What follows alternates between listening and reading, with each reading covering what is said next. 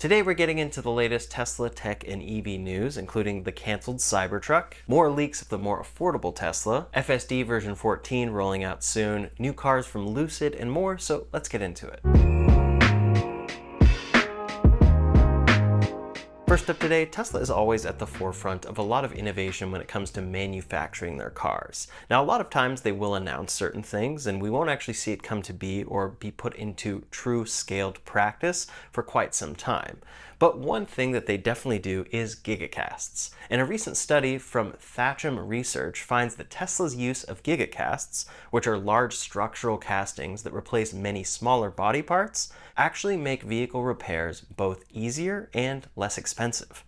The assumption here for years at this point has been that this always makes vehicle repairs more expensive because you have to replace this entire piece.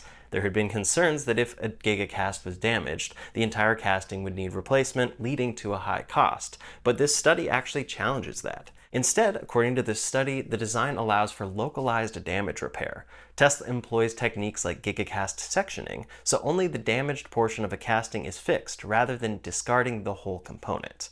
This leads to fewer parts overall, meaning fewer welds, fewer joints, and less labor, both for initial construction and for the collision repair itself.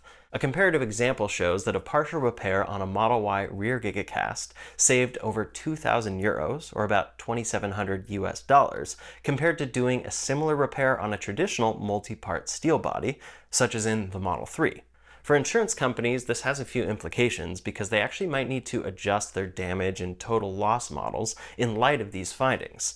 Repair shops might require updated training and techniques as well, but they could benefit from faster repair times once working with gigacastings and knowing truly what to do with them. It's always interesting to see this stuff come to be because it takes time for us to actually see a new technology come and long-term see how the results play out. But this overall is a great thing to see. I think gigacasts have been something that a lot of people have been a little bit unsure of, but this really shows that they're saving with repair costs. Now, one car that definitely employs the gigacast is the Cybertruck, and Tesla has officially discontinued the Cybertruck long-range rear-wheel drive version just 5 months after its launch. So the lineup of the Cybertruck now only includes the dual-motor all-wheel drive at $79,990 and tri-motor Cyberbeast with the Luxe package at $114,990. This is for a truck that again was originally supposed to start at $39,990 without any incentives. Now that price obviously never came to be, and there are other factors like inflation involved with this, but still it's far more expensive than it should have been, all things considered. At the same time, that single-motor rear-wheel drive Cybertruck in standard range never came to be. Instead, at the delivery event, they announced a price of $60,990 for that rear-wheel drive standard range trim. This was already about $20,000 more than originally announced, but after that they waited a very long time to release it, and instead launched a rear-wheel drive long-range version at $70,000. This was a slight improvement, but also included a lot of downgrades to the interior. It didn't have the powered tonneau cover, it didn't have air suspension, and more. When Tesla announced this, most people felt that it was far too much of a downgrade, and maybe even just acting as a ploy for people to decide to upgrade to all-wheel drive instead. Comparing to the original pricing as well, this was a massively downgraded car from the tri-motor with 500 miles of range that should have been that price. Now it's discontinued entirely though, with the Cybertruck only starting at $80,000. You can no longer order this on the configurator, and this is a trim that only lasted a couple of months. Also, this trim introduced 18-inch wheels that came with that spec specifically, and it's not available on any of the other trims anymore. It's kind of the latest in a disappointing round of reversals for the Cybertruck. There have been a ton of things canceled on that car, like the range extender, basic autopilot, now the rear-wheel drive trim, and there's probably something I'm missing, so leave a comment below to let me know. We'll see what happens overall here, and maybe Tesla is planning to remove this for now and come out with a better version that will actually sell better, but it just seems like the Cybertruck really isn't doing too well, and they can't figure out how to make it sell better or just actually build it for cheaper so they can lower the cost. I think at the end of the day, if they could lower the cost by quite a bit, that would actually sell more of them, but they can't seem to do that. At the same time that we're seeing this removal though, we have seen some Foundation Series trucks returning to the inventory page, which is interesting. It comes with huge discounts of $10,000 to $12,000 off and free supercharging for life. So these are likely still left over from that initial long run of Foundation Series trucks. But what many people are actually hoping for is that maybe Tesla is changing up options here because they're going to introduce a cyber SUV. Maybe they need to simplify things so that they have the capacity to make this. This was leaked in a recent Tesla video provided by them, and it showed that this is something that they've at least considered making here, and they've had at least mock-ups for. This is a spec that could be far more popular. For instance, when we look at the Rivian R1S versus the R1T, the R1T came first, but the R1S has proven far more popular for them as a whole. The same could be the case with a cyber SUV in the United States. And we know that 3-row version of the Model Y, the Model YL, is supposedly not coming to the United States until the end of 2026. So maybe they're going to go more of this luxury SUV route built on the Cybertruck platform. It could be a car that would be more popular and people might forgive some of the shape there if they have a lot of space in that car. But maybe that's just wishful thinking and the Cybertruck's just kind of going to fizzle out. It's by far not the only electric truck that is doing that. Over at Ram, the 1500 REV fully electric has been canceled by Stellantis. The battery electric version will no longer be developed or released from them. They say that this is due to slowing demand for large battery electric vehicles in North America as a whole. And this project had already experienced a number of delays. Initially, it was teased in concepts. Dates were pushed out from 2025 to early 2026 to mid-2027 and more, and then now it's just never. Stellantis says that they're not exiting electrification entirely, and instead they're going to push forward with a range-extended EREV model called the Ram Charger, which uses a gas engine to recharge its battery. The Ram Charger model will now be renamed to Ram 1500 REV, despite being an EREV as opposed to being a pure battery electric vehicle. Ram says they had challenges including high battery costs, because this was going to include a massive battery pack, difficulty delivering on towing and hauling demands for buyers, and then stiff cost and performance expectations. Originally, they planned to make a huge 229 kilowatt-hour battery version with 500 miles of range, but they pivoted to 350, and then now it's not coming to be. So yes, I think the Cybertruck is proving to not do anywhere near as well as Tesla hoped it would with their 2 million pre-orders. And there's plenty to criticize there, but it seems like electric trucks as a whole are having difficulty across the board. Next up today, the latest for the Model Y. Over in Berlin, Tesla is actually ramping up production of the Model Y specifically for Q3 and Q4. They say that this increase is driven by strong demand signals across all 30+ markets that this factory serves, mainly Europe and the Middle East.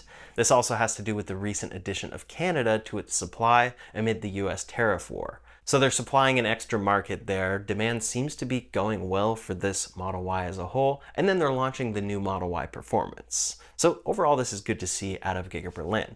But over in the United States, we're basically waiting on this more affordable car, and another one was spotted out in the wild. This one has a rear light that appears to have a different shape than the existing Model Y, with a lower section missing on it. It also appears to have 19-inch wheels, and other than that, there isn't too much to tell here.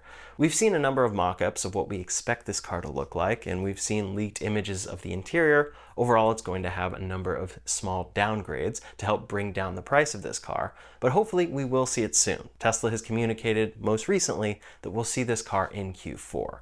However, I think the car that a lot of Americans do want to see right now in the United States is the Model YL, and that is starting to ship over in China and show up in the wild from customers. Here's one spotted out on Chinese streets. At the same time that that car is launching and shipping to customers in China, the Model Y Performance is loaded on trucks and getting ready to deliver to customers over in Germany. There are a lot of exciting things coming for different trims of the Model Y, but right now in the United States, we're kind of just waiting on most of these. The Performance, the Model YL hopefully in the future, and the more affordable version. But as I keep mentioning in these videos, the reason for that is full self-driving and the Robotaxi. The United States is really Tesla's main focus for full self-driving, and most recently, Elon Musk has talked about version 14 of full self-driving delivering very impressive results. Yes, he has a track record of over-exaggerating things, but he said that the upgrade here will feel as big as the upgrade from V11 to V12. If that does prove true, that will be very impressive, and it's that kind of thing where we could be getting closer and closer to a self-driving system we don't have to pay attention to. As of a couple days ago, version 14 has been shipping to Tesla employees. For a new version like this, that's usually where it goes first. Then we'll see early access to FSD beta testers, and then we'll see it get rolled out to everyone, assuming it's doing well. This is definitely an exciting thing to see and could be good progress here, but as always, we'll probably see them say, okay, version 15 is going to be the one, but I'd love to be proven wrong. Next up today for Tesla's software update 2025.32.3.1, it is now allowing users who have pin to drive enabled to use the Start FSD from Park button. This is a button that allows you, once buckled in, to start FSD without having to touch the pedals, the steering wheel, or anything. But before this change, if pin to drive was active, the Start FSD button would simply not appear, even if you had it selected to be on. This is a small update here, but if you are that user who wants to use this button and wants pin to drive on, you'll now be able to do both. Then for the Robotaxi specifically, operating hours have been extended in the Bay Area. They are now going to 2 a.m., so this is operating about 20 hours a day.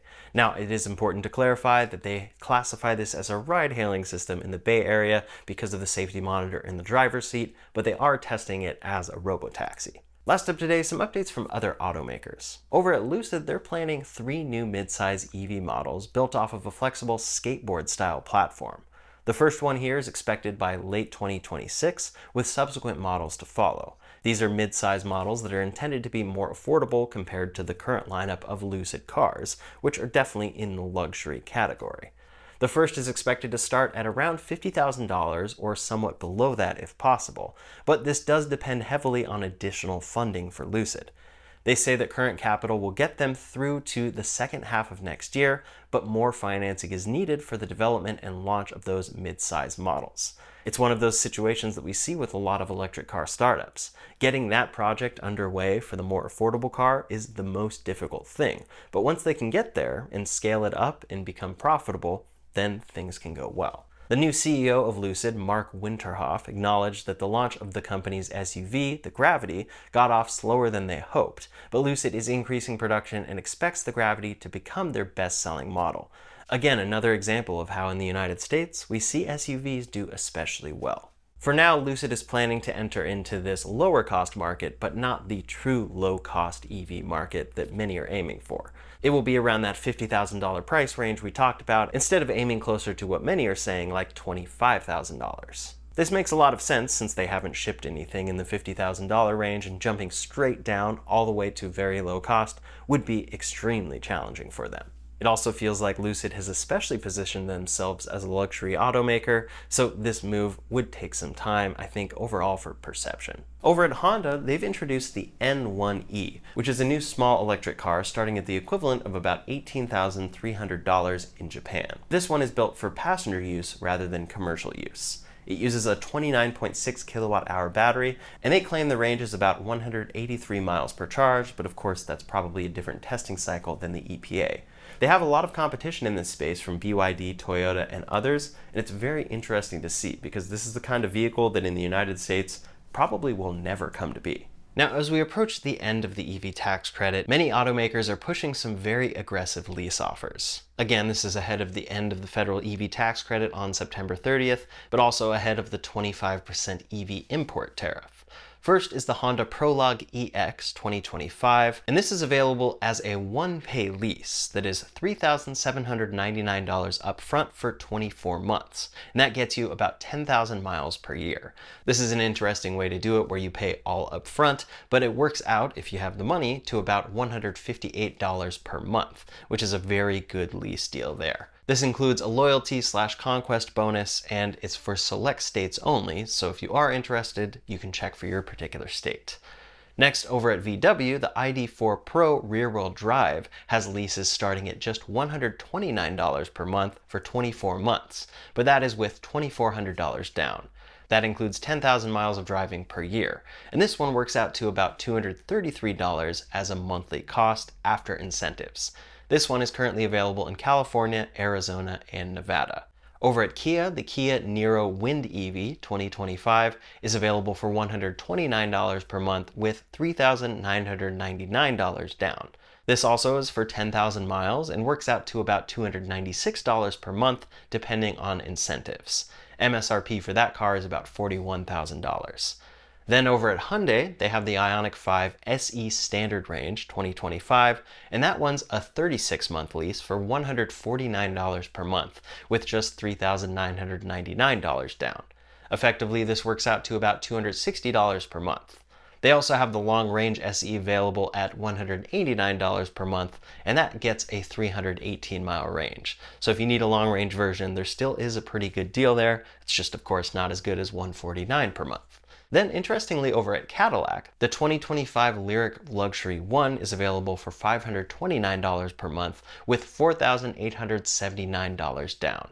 Effectively, this works out to about $665 per month over 3 years, and that does include $2,000 of conquest cash. We only have about 2 weeks left of this EV tax credit, so we are seeing tons of incentives across the board, from leases to purchase offers. I'm very curious to see what new deals come to be, what the overall sales end up being for EVs in the US for September specifically, and then what kind of things change come October. Next up, over at Toyota, they're voluntarily recalling about 591,000 vehicles in the US with the Toyota and Lexus badge. The affected models include certain Venza, Crown, Crown Signia, RAV4, GR Corolla, 4Runner, Camry, Grand Highlander, Tacoma, Highlander, and Lexus LS, RX, and TX models. The reasons for this recall are a glitch in the infotainment system, where the display can fail to turn on after vehicle startup or go blank while driving. Notifications to owners are expected to begin in mid-November of this year. Separately though, for EVs, Toyota has also recalled nearly 95,000 EVs with model years 2023 through 2025. This includes the BZ4X, the Lexus RZ, and the Subaru Solterra. The majority here are BZ4Xs, around 41,500, then there's the Solterra, around 32,320, and then the Lexus RV, around 20,500. Unfortunately, as a result of this recall, Toyota has instructed dealers to halt sales of the BZ4X, RZ, and Solterra, at least for units produced up to mid-June. The cause for this recall specifically is a faulty defroster in these models, which can pose safety risks. The fix here will be for dealers to update the HVAC control ECU software at no charge to the owners, and Toyota will be sending notification letters here in October. I'm curious to see how this develops, but it does seem like this is one of those things where if they had a better overall software system where they could issue over-the-air updates, this is probably something that they could issue over the air to fix it, instead of owners having to return to the dealer. And then they probably wouldn't have to do a stop sale as well. But I will have to dive a little deeper as to the fix overall, and if that would have been possible with that kind of system. In any case, a stop sale for all Toyota EVs does not look great. Over at Hyundai, they have unveiled a very cool Concept 3 EV. It's the first compact EV under the Ioniq family, previewing the upcoming Ioniq 3, and they say that this design language is called Art of Steel. The Concept 3 is described as an aero hatch, and it's a reimagining of the compact EV silhouette. The Ioniq 3 is expected to go into production in mid-2026 and officially launch in Europe around September of 2026. It comes in at a size that's comparable to vehicles like the VW ID3 and the Kia EV3. Overall, I do really like this concept and think it looks great, but I am a little worried that by the time the Ioniq 3 actually comes to be, it will look nothing like this concept. Again, I hope to be proven wrong. That's all the latest Tesla tech and EV news for today, so in the meantime, if you want to see all of the hidden features in a Tesla vehicle, you can check out that video linked up here or in the description below. Thanks so much for watching, and I'll see you on the next one.